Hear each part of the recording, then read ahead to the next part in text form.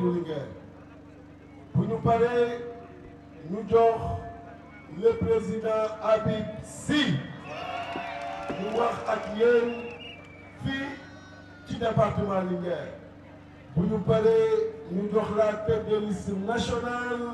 de la coalition Yewwi Askan Wi Ousmane Sonko depuis Linguère mu adressé wu aux Sénégalais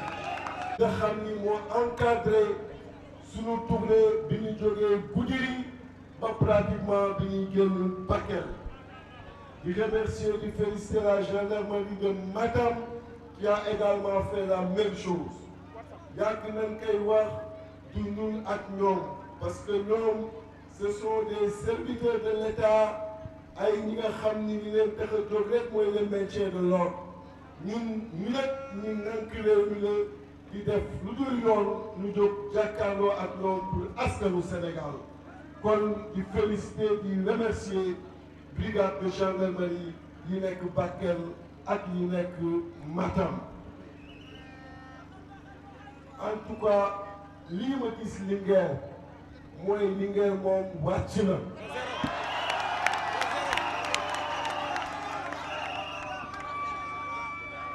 Aly Ngouille Ndiaye xam nga ni Linguère wàcc na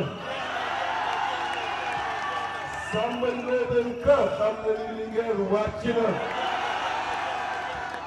mon ami et frère Ali Sele Diop xam nga ni Linguère wàcc na kon borom Linguère yi yegg si na ànd ak ay Linguère yu taaru nag mais Linguère yéen a taaru waay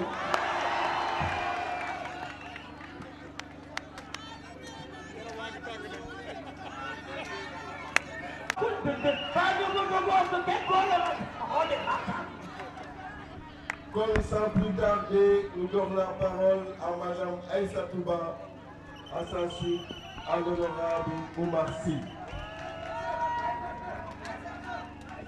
Aïssata. Ouais, Aïssata. Parce que 6e bi muy 26e position.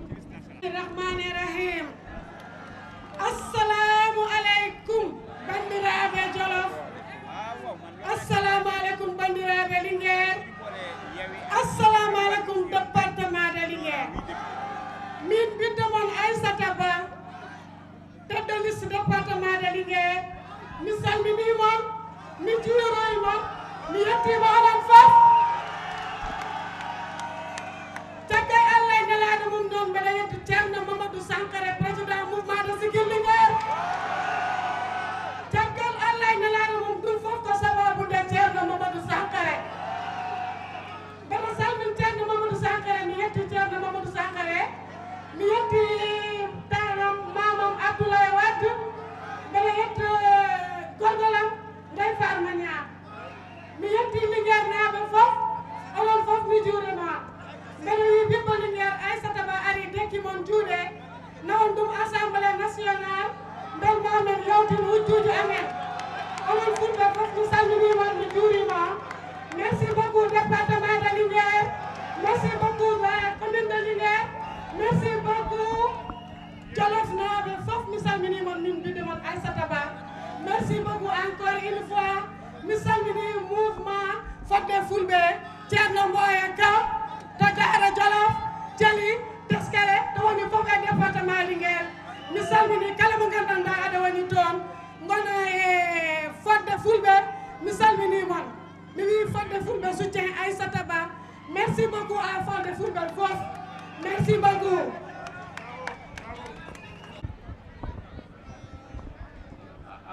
Assalamu alaikum mbokku Jolof. Assalamu alaikum mbokku Linguère. Fii ma taxaw tey muy sama dëkku cosaan di Jolof, sur ma terre origine.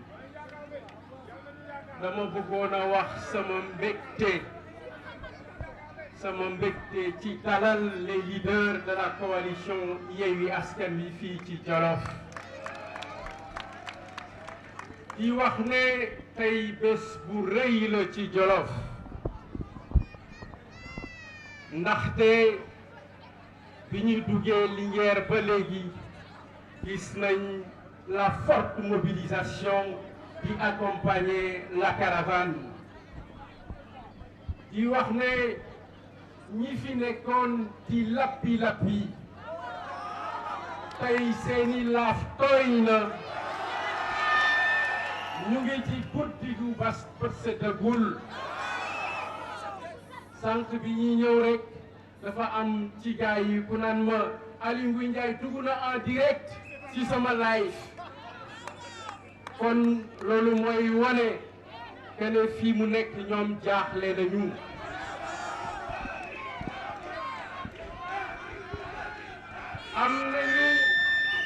am nañu yaakaar bu rëy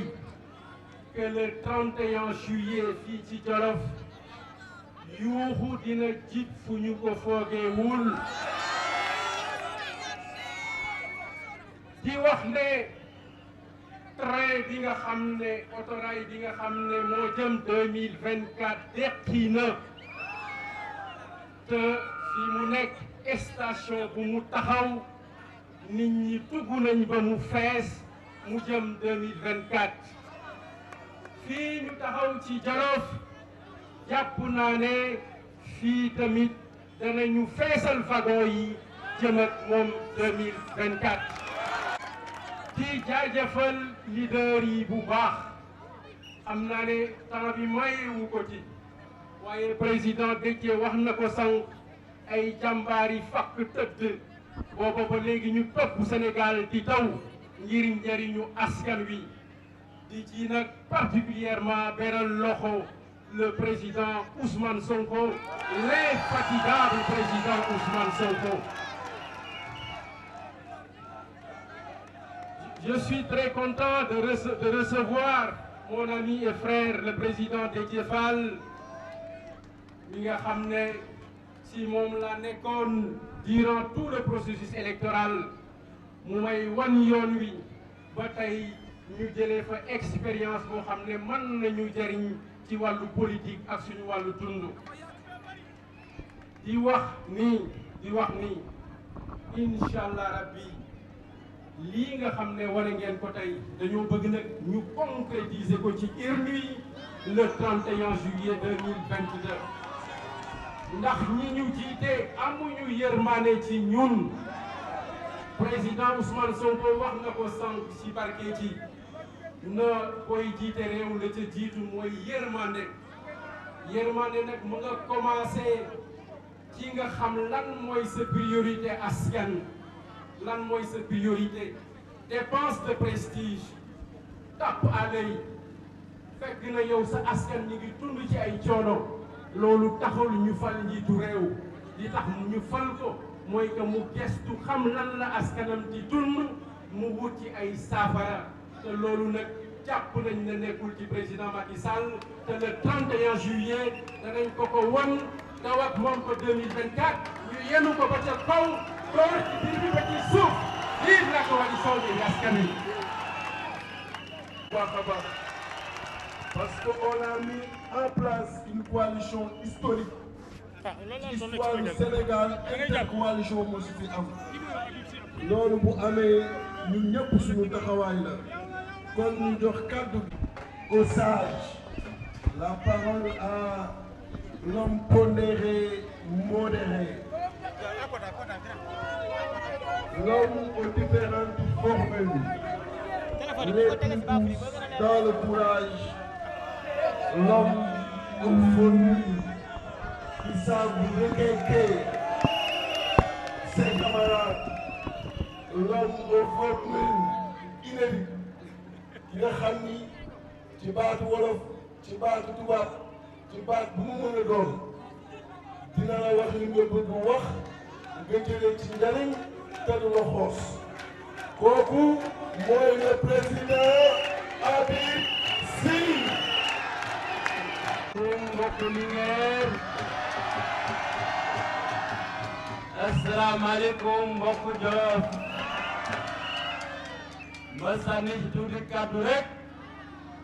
ndaxte xam naa ne tey ñëwu leen pour déglu si ma Ousmane Borok Sonko ngeen ñëw pour déglu si ko.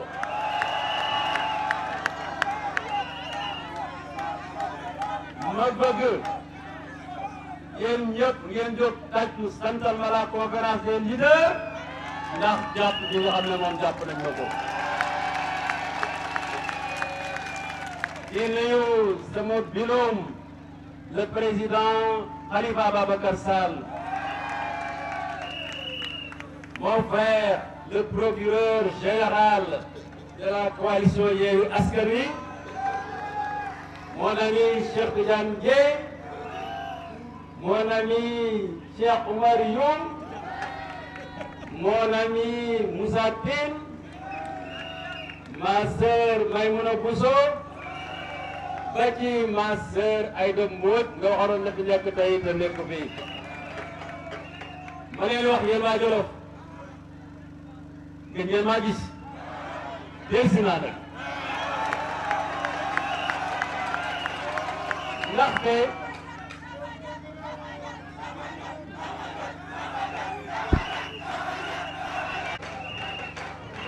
comme man dama am benn culture politique ak culture étatique bi ngelaw li ñëwee yóbbu ñu fal Aly Ngouille Ndiaye maire mu nekk ministre ma ne naa ko béy mu liggéey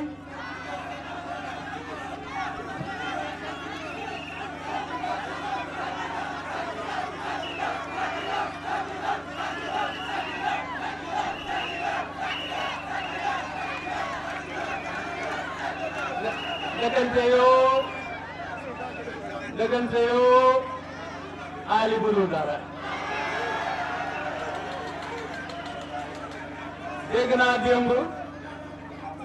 ñu ne day inauguré fii commissariat de police ma ne ko inauguration yi waroon nga ci boole ORIX parce que ñaari bilan yooyu nga am ORIX xam nga ORIX mooy yam jëlee woon fële ci Fuuta indi ko fii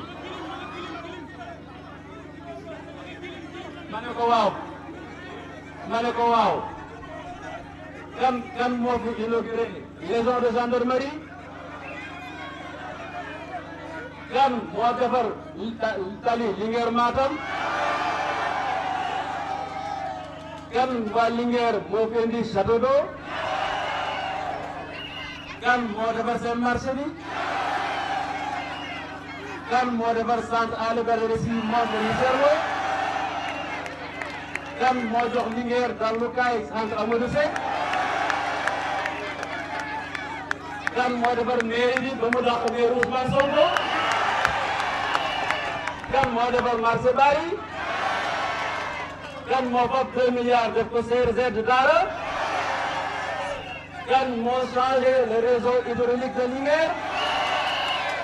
kan moo fi njëkk a indi lamp yu rafet yu kenn mësul gis kan moo fi njëkk a may bourse étudiants yi kan moo leen njëkk a may fu ñu dëkk ci Ndakaaru kan moo yóbbu nit ñi Makka kan moo tax xale yi liggéey ainsi de suite ainsi de suite ainsi de suite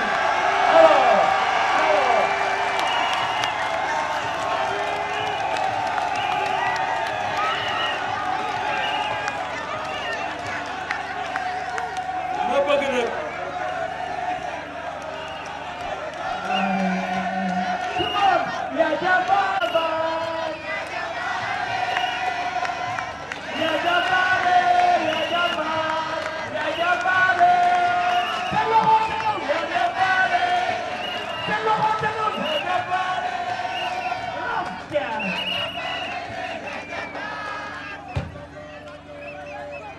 moom dafa guddi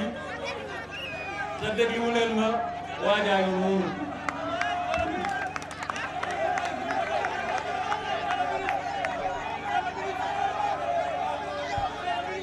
ma bëgg leen a xamal bu lay conférence leader wallaahi ci biir Linguère gii ñu tëj dëkk bi rek wote Aly Ngouille 10% bi ko gën il joue sur les transferts bind ay nit ñu jógee ba Kédougou dëkk ci dëkk bi il a gonflé le fichier électoral de Linguère c'est ça l'enjeu bu wootee jotee mu indi lu mat 50 car ñu woteel ko ba pare mu wan waa dëkk bi gannaaw il faut le refuser bañ leen ko dëkk bi bu wootee yéen am fu la am fayda pour que loolu ngeen jëlee ko fi pour qu'on gagne le département de Linguère au soir du 31 juillet. Je suis là à vous accompagner dara leen jàppale mais su ma ko defoon du falu ci la wóor mais topp ma ko ci alors donc monsieur la Ousmane Sonko ma leen di may sant nag bi ngeen ñëwee fii sama dëkk vraiment aw ma seen fay wax naa ko budul benn lu ñaar li ngeen ma def ak ni ngeen ma jàppee mun leen a xam fu ma toll parce que jàppee wu leen ma pour base politique yéen kañ la nga am gis ci man loo xam ne yaakaar naa ne nekkul ci man ngeen fab jox ma lépp di ma présider loo seeni réunion di ma déglu bu ma am ci commencé ma wax leen Khalifa Ababacar Sall le président ne man maay binôme lépp lu góor di defal wàllu góor defal ngeen ma kon nag comme yéen ngeen man ak yéen la dama bëgg ngeen fayal ma ñii li ngeen leen di fayee mooy gañ rek le 31 juillet 2022 loolu daal danaa bu ma ko conférence des leaders maye nag dinaa fi dellu si waat ay 2 jours yooyu parce que gars ñi mënoo mën a bay il faut ma ànd ak ñoom dem pour que ñu ñëw lii nga xam ne gis nañ ko ñu raatale ko mu jeex rek incha allah jërë ngeen jëf merci. président Habib xam naa ni namoon ngeen ko bu baax a baax a baax a baax lii mu fi wax ci réalisation dina jafe ni def lu ñu toy wala romb ko kon gàcce ngalaama au président Habib Sy. Maintenant nous allons passer la parole xam nga Macky Sall dafa jël Antoine Diome mu kuppati suñu liste mu yóbbu ko conseil constitutionnel ñu kuppati suñu liste ñu jàpp ni dañuy génne les leaders de Yewwi Askan Wi jàpp ni bu loolu amee am na image yi nga xam ni du ko am jàpp ni xëy na sax ñii duñu campagne ñii duñu naan poussière bi ñii duñu nekk ci naaj bi ñii duñu jël seen nelaw aj ko mais góor la gis nga góor rek lay doon suñu suppléant yi ni ñu jëlee suñu bopp la leen jëlee xam nga néew na nga gis ñi nga xam ni duñu ay candidat ñuy def une tournée bi nga xam ne mi ngi leen di mener un peu partout mais image yooyu biñ ci gënoon bañ biñ ci gënoon daw mooy jàkkaarloog la tête de liste nationale muy wër Sénégal di wax ak sénégalais yi d'ici et d'ailleurs mais je voudrais qu'il sache que cet homme-là est un homme digne. Cet homme-là est un homme qui aime le Sénégal. Il est un homme qui aime l'Afrique. Il est un homme qui se sacrifie pour le peuple sénégalais. Il a fait ses études comme nous tous. A son diplôme dans une grande école. Servir l'administration. Macky Sall xëy à partir d'une signature. Il le limoge. Kenn mësul gis loolu ci àdduna kenn mësul gis loolu ci àdduna nga xam ne tu fais ce cursus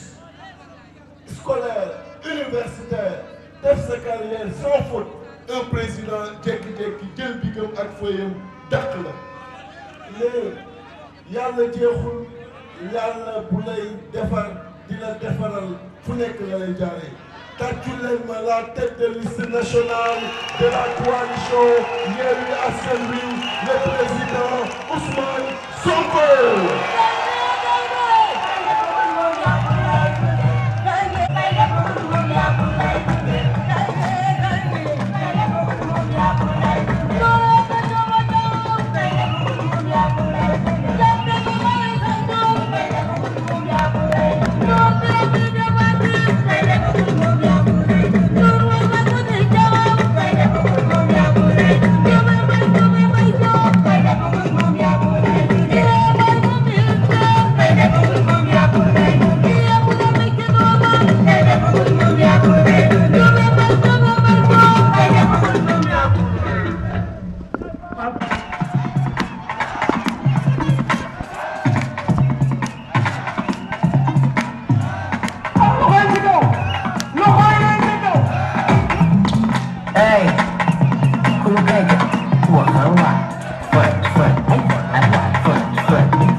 yow fan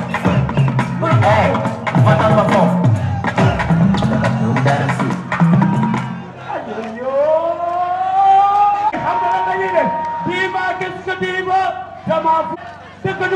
dëgg du neex rasagin tek tetan oh my god tek ras sesal tes yëngal yéen dara bu leen téye. asalaamaaleykum mbokki Linguère ñoo ngi leen di nuyu di am mbégte teew fii tey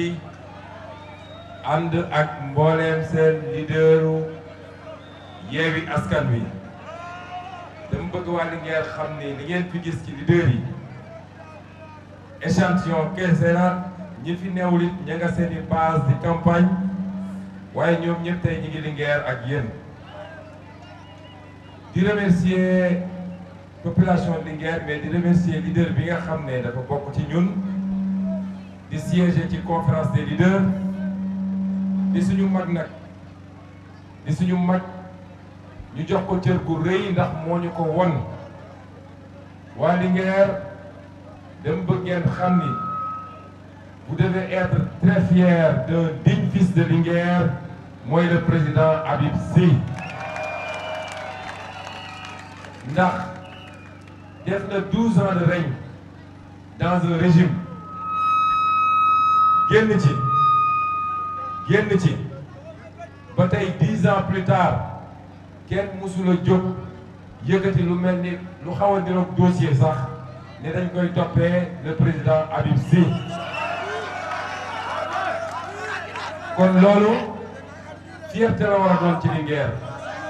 parce que dafa delloo si li ñu xamee woon waa Jolof mooy dignité mooy bañ mooy fierté mooy njub mooy gëm sa bopp kon ñun tey dañoo kontaan torop ci nekk ak moom te nag dafa lim lenn lu ndaw ci bilaam ma dégg ci biir ful bi mu am ku ci yokku ne te sàccoo suufu Linguère xam ngeen ni nekk maire ba jóge fa te laaloo suuf sa bu ñuy compter biir Sénégal kon après moom dinaa remercier conférence des leaders yëpp nag waaye tey di ngeen ma may ma beral loxo tuuti ki nga xam ne toujours mooy daggal nit ñi ay mbubb muy le président Déthié Fall mooy la cheville ouvrière de la coalition processus bi yëpp ci loxoom la nekk waaye tey tournée nationale bi ñuy def moom moo yor la coordination ñëpp xam ne du lu yomb ndax fu ñu dem ñu ngi fay xaar te kenn ku nekk am nga loo bëgg ci sa programme bu ñu ci toppoon tey kon heure bii du ñu egg si Linguère waaye dafa boole nekk polytechnicien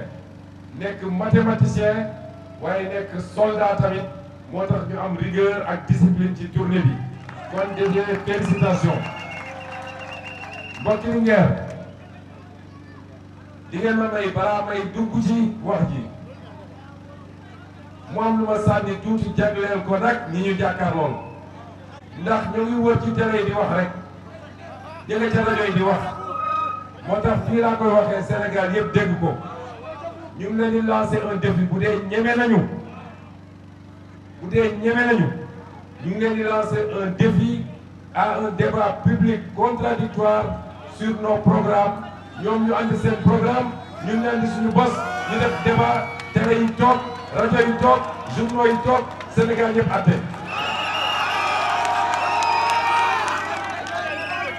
ndax xam nga politique wër di wax rek di naxe ak yor xaalis bu ñu sàcc di joxe loolu dafa yomb waaye day jeex Sénégal yéen le peuple que je vois là le peuple conscient le peuple mature bëggatu leen loolu ci politique xam ngeen bu leen bëgg xuloo xaste saaga jënd nit ñi soxlaatu leen ko ci politique xam-xam la yor réew du caaxaan moo tax dans toutes les grandes démocraties bu élection amee heure bii nit ñaa ngi débat ci plateau yi moo tax ma ne leen ñun dañu ne su ngeen ñu joxee majorité ñu wàññi dund bi ci Sénégal su ngeen ñu joxee majorité ceeb diwlin suukar ak électricité ak ndox ak gaz dina wàññeeku ci Sénégal ak ñeneen ñoom ñu dem ci télé yëpp ne ñun dañuy wax lu ñu neex on vend du vent ñu ne leen nag mën naa mënuma am na lu ko mën a régler mooy nañu organiser un débat public te temps bi ñu toog man ma toog ku nekk andi mbiram ñu teg ko bu dee ñemewuñu ñun mun nañu jël ñeneen ñu ñuy teg te dinañ leen duma ba Sénégal yi xam ne duñu seen morom bu ñu ko bañee nag Sénégalais yi yeewu nañu ki bañ jàkkaarloo bi kooku moo amul programme daw na ñun nag ñu ne mën nañ ko dinaa def du ma def jox la ñu majorité assemblée nationale xool duñ ci teg ñaari weer te li ma wax nii appliqué wuñu ko te Sénégal yi gis ko seen bët bu soobee yàlla moo tax li ñuy waxaat ko mu leer du ñun ñooy gouverner waaye ñun ñoo yor assemblée nationale. assemblée nationale mooy voter les lois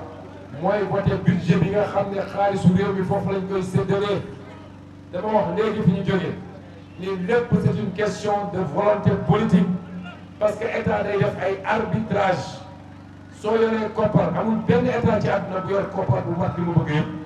même États-Unis yorul koppar bu ko doy moo tax day def Chine yoru ko keneen ak keneen waaye dina yàlla jox ñu ne mat na 5000 et quelques milliards yow yaay def arbitrage est-ce que yow sa priorité mooy tabax ay pont ay autoroute ay stade ay arène nationale wala est-ce que sa priorité mooy jàppale Sénégalais yi ba ñu noyyi tuuti loolu mooy arbitrage bi moo tax ñu ne leen comme ñun ñooy voté budget bi buñ ko àndee ci ñun bu dee budget bi intégré wu li nga xam ne mooy priorité Sénégalais yi dinañ ko delloo en seconde lecture def suñuy amendement ne ko lii il faut nga dugal ko ci budget bi parce que Sénégalais yi sonn nañu tay nañu domm nañu loolu suñu leen nee mën nañ ko def xam ngeen ni mën nañ ko def ñoom nag loolu du seen priorité parce que dañ leen a xoj tubaab bi dañ leen a xoj banque mondiale xoj leen FMI xoj leen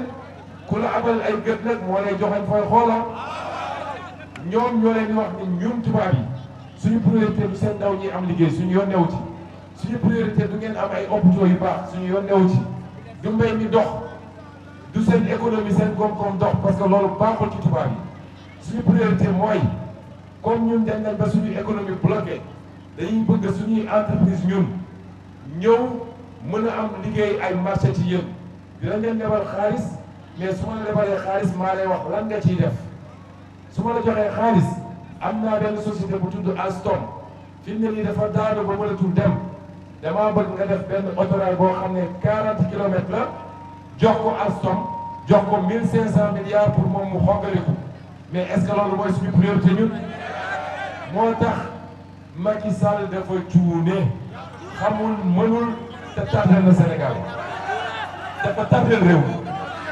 ni mu tardelee réew mi sax xamu leen ko fi mu ne nii njëkkante inauguration la def pour moom Sénégalais buñ ko gisee ñetti weer yu ne ñu ne inauguré na benn affaire rek dañ naan wu waajaa ngi liggéey waaye dañuy inauguré nee na ma baaxul de mais ban impact la am ci yéen ban impact la am ci yéen est-ce que am na lu mu oyofal ci seen àdduna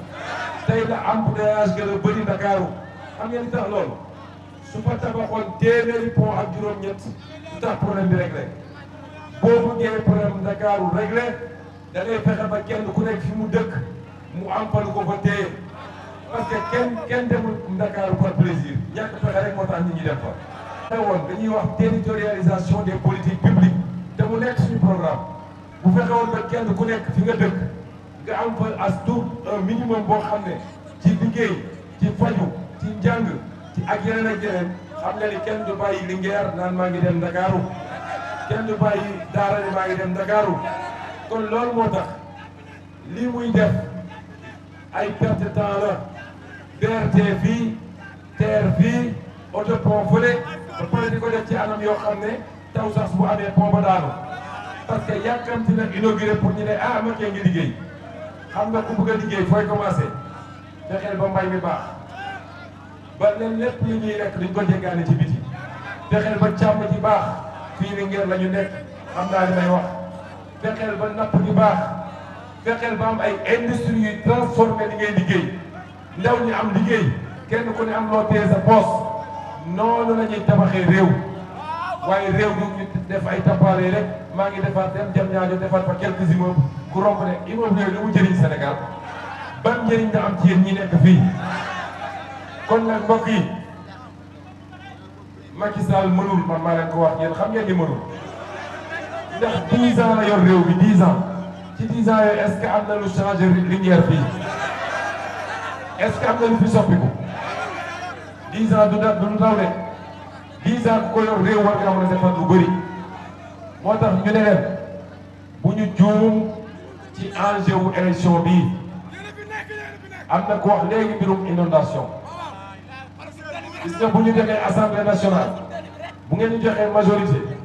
bokk na ci commission d'enquête parlementaire yi ñuy njëkk a teg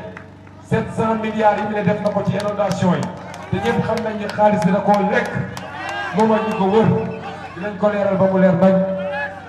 parce que Ndakaaru bi mu def ni ëpp ci alal boobu bu wisee sax wis waa Ndakaaru bi ci biir ndox ma feneen ak feneen ci Sénégal noonu moo tax ñu ne leen élection bii dafa am solo mën naa ne c'est l'une des élections les plus importantes de l'histoire politique du Sénégal bu ñu juum ñoom duñu campagne de duñu sonn dañuy xaar ba mu des juróomi fan wala ñetti fan ci élection bi xaalis bi ñu sàcc milliards yi ñu sàcc parce que man maa ko wax ay sàcc lañu ñoom xam ngeen ko ñu ne ko gën a xam ñoo xam ne démb ak barki démb dara yoruñu ko woon tey ñuy wër yor ay mallette d'argent di ko distribuer xaalis boobu fan la jógee xam ngeen ni mooy seen impôt l'impôt ki waroon régler seen problème moom la ñuy jël di ñëw di jox nit ñi 5000 ak 10 000 naan leen voté leen ñu loolu fi rek jeexul ci Sénégal Sénégal ci malheur ak ci guute lay dëkk waay mbokki Sénégal nit da ngay bëgg sa bopp nit soo koy fal da nga koy fal parce que bëgg nga réew mi d'abord parce que loxoom set na wicc soxlaalul alal askan bi dërëm parce que am na xam-xam am na gis-gis am na programme bu ngeen gisee nag Yewwi Askan Wi ci daje xam ne ay kàngam ci nekk te ñëpp a bëgg réew ñii tëj nañ leen kaso ñii dàq nañ leen seen liggéeykaay ñii ñu ngi leen di saaga suba ngoon guddeeg bëccëg te pourtant bu ñu ne woon waaw léegi ñu jox ñu ay milliards yi milliards ñu dem toog waaye bëgg gi ñu leen bëgg yéen cofeel gi ñu am ci Sénégal ak yéene gi ñu am suñuy doom ak suñuy sët moo tax suñu bakkan bi mbir mi jaral nañu ko waaye nag aw askan kenn mënu ko soppi askan mooy soppi boppam loolu la yàlla wax yàlla du soppi askan benn nit mënul soppi askan mooy soppi boppam mooy li ëpp ci askan bi bu ñu demee ba xam ni li ñu nekkee baaxul jëmul kër nañ ko soppi bu ñu jógee ne ñoom dinañ ko def askan woowu dina soppeeku réew moomu dina soppeeku moo tax ñun ñëpp dëppoo nañ ci dara au moins fii ñi fi nekk ak ñi ne ci kër yi ak ñi ne bitim réew ngeen may ma rendre un hommage à la diaspora sénégalaise parce que nag ndóol gi ne Sénégal xam ngeen ni di ko wàññi di tax yéeguñu ko benn yéeg bi diaspora bi transféré chaque année lu ëpp 2000 milliards xam ngeen ni moom moo tax tey ndóol gi eggul fenn fi nag xeex bi ñuy xeex ñu jàpp ci jàpp bu am solo ndax ku ci am sa dërëm yaa ko ciy dugal mais ñun ñii ñëpp nekk fii ñi ne ci biir kër yi ñiy seetaan live bi en direct ñi ne ci diaspora bi ñun ñëpp dëppoo nañu ci benn mbir ba ci waa Benno Bokk Yaakaar ñun ñëpp dëppoo nañu ci benn mbir mooy lan mooy amul kenn Sénégal ko bëgg Macky Sall def di 3e mandat est-ce que am na fii est-ce que am na fii Macky Sall dafa bëgg a yee fitna ci Sénégal fitna googu mu bëgg a yee nag dina fi teg askan wi de ndax nu mu ko jaral dinañu ko jaral ndax donnul réew mi ci ay waajuram jëndul réew mi ci marché dafa taxaw ay sénégalais wóolu ko ne ko teg nañ ko men Ablaye Wade félicité ko takk ay bagaasam dem ay julleem jeex na ñaari rakk ay jeex na lañ ko laaj mooy mu def lañ ci Abdou Diouf defoon avec élégance Ablaye Wade def ko avec élégance moom dina ko def avec élégance wala ñu génne ko ci palais bi amul fukki sàkk waaye nag fitna gi mu bugg a yee fii fitna gi mu bugg a yee ci Sénégal fitna googu mun nañ ko musal suñu bopp mbokki Linguère mun nañ ko musal suñu bopp de xam ngeen niñ koy musalee suñu bopp Macky Sall le 31 juillet c'est-à-dire dans 9 jours bu soobee yàlla bu Macky Sall ñàkkee assemblée nationale waxu 3e mandat jeex na Sénégal loolu rek war naa jar kenn ku ne ci yéen bu jógee fii parce que mobilisation bi jekk na bëri na rafet na macha allah te dégg naa li ñuy xaar daara moo ëppati waaye bu ñu nee leader yi bu ñu ñëwee ñëpp génn bëgg ngeen ñu loolu ñoo leen gën a bëgg waaye bu ñu demee ku nekk dem toogaat këram wala grand place am bi mu du sotti de 8 jours yi des ci campagne bi xam nga lu ma ñaan waa Linguère yéen ñii les jeunes particulièrement amatul noppalu gis ngeen ñun dañuy xëy 9h ba 3h du matin ñu ngi wër Sénégal kon yéen it dañu war a am même niveau ci ngor ak bëgg réew mi kenn ku nekk ci yéen na xar tànku tubéyam dugg ci dëkk bi dem maison par maison affaire du ay meeting de ñu bëree ngi ñu sopp bëgg ñu wan am yéene voté te ñu ngi seen kër du ñu ñëw ci meeting dem leen fekk nit ñi seen biir kër dem leen ci marché yi dem leen ci gare routière yi dem leen ci daara yi dem leen fépp wax ak sénégalais yi jox leen bulletin bi parce que man gëm naa ni sénégalais yi war nañ gannaaw Macky Sall bu yàgg man loolu laa gëm. waa Linguère da ngeen am un défi bi mooy lan yéen a ëppale ci liste Yewwi Askan Wi yéen waa Linguère bu dee mbir mi jaar na yoon Linguère war na am nu mu tuuti ci suñu liste ñun entre 5 et 6 députés est-ce que Linguère mos na am lu toll noonu ci député ndax bi mbir mi demee ni mu demee tête de liste nationale bi sax waa Linguère la finalement xanaa kay waa Linguère dinañu sagal moom mooy sama jumeau ku ko gis nga ma ku ma gis na ko parce que loolu la yàlla dogal donc bu dee loolu am na li yegg suñu liste ñun Yewwi Askan Wi Linguère war na cee mën a am 5 ba 6 bu dee liste Wallu war nañ fa mën a am ñaar muy 8 députés pour le département de Linguère loolu musul am ci Sénégal waaye nag jamono ci gannaaw ci lu soriwul dara juróom benn weer ci gannaaw dañoo dem élection une partie du Sénégal wane ni moom comprendre na ba wan na Macky Sall gannaaw te parti boobu mooy fi Macky Sall gën a def xaalis nag Ndakaaru Mbacké Ziguinchor Thiès ak yu mel noonu ndax Touba mi ngi ci Mbacké fi Macky Sall gën a xëpp xaalis ñooñu ñoo ko ne wan nañ la gannaaw parce que ñun xam nañu te kenn duñu jënd waa léegi lan moo waraloon waa Linguère nga xam ne Macky Sall defu si toll ni tarfata ayn daal di wëlbatiku voté waat pour le candidat de Macky Sall est-ce que Linguère dina ko defaat ci législative yi est-ce que Linguère dina ko defaat moo tax li ñu leen di wax ñu nag yéen contrat moral la ñu nag yéen suñu diggante du xaalis yéen yéen a ñuy jox sax fi ma taxaw rek billet 1000 francs billet 5000 yi bëri na ñëw na lu bëri sama poche yaa ngi fees del kon suñu diggante ak yéen du diggante xaalis du diggante naxante waaye diggante dëgg ak bëgg réew mi la lañ leen di laaj mooy contrat moral boobu am suñu diggante na ngeen ko matérialiser keroog le 31 bu soobee yàlla bu boobaa de wàccoo ngeen ak ñun la ca des ñun dinañ wàccoo ak yéen réew mi dina soppeeku de gannaaw yàlla dara mënul soppi tere réew mi soppeeku premier pas rek la premier pas dong lay doon parce que xam ngeen ne ñu ngi yeggale liggéey bi le 2024 waaye li ñu mën a commencé ci assemblée nationale déjà mun na yombalal waa Linguère waa Sénégal yëpp mun na leen yombalal seen i coono mun na ko wàññi loolu mooy contrat bi ñu diggee ak yéen waaye nag mi ngi wax góor jigéen xam nga wax nañ ci waxaat ci wax nañ leen ni suñu loi yi ñu fas yéene voté bokk na bi ci njëkk ñun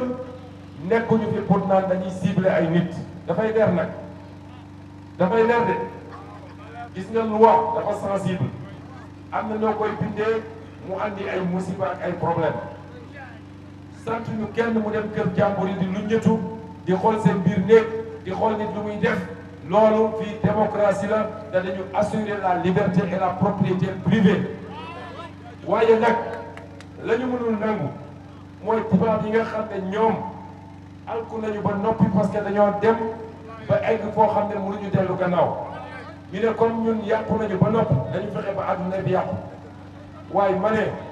bu ñun ñëpp suñuy waajur suñuy maam ak i maamaat bu ñu doonoon loolu est-ce que ñun ñi dinañ fi teew mu bindee àdduna bind ko ci fitra pour société continuer dox société continuer di perpétuer la ñu xam mooy góor ak jigéen njaboot mun see juddu waaye góor ak góor jigéen ak jigéen amul fu mu am est-ce que mos ngeen ko gis ci bàyyi may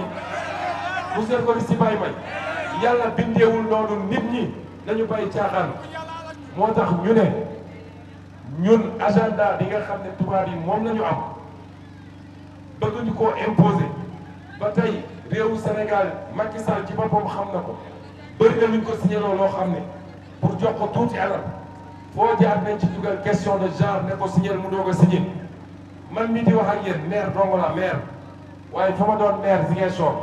andi nañ ma fa au moins ñaari projet yoo xam ne dama lank ne du ma ko signé parce que soo xoolee ko projet yi ba ci biir dañu naan il faut ngeen def affaire u genre respecter toutes les minorités patati patata loolu mooy daganalal góor jigéen ñu signé la projet jox la xaalis ma leen du ma ko signé soxlaw ma seen xaalis kon ñun loolu la ñu wax ni duñ ci ànd ak kenn ci àdduna parce que loolu du noonu la yàlla mooñee nit kon ñu ngi leen di gërëm di leen sant ci tertu bi dañu war a continuer ba daara dellu siwaat nag comme suñu président Habib Sy moo ñuy dalal tey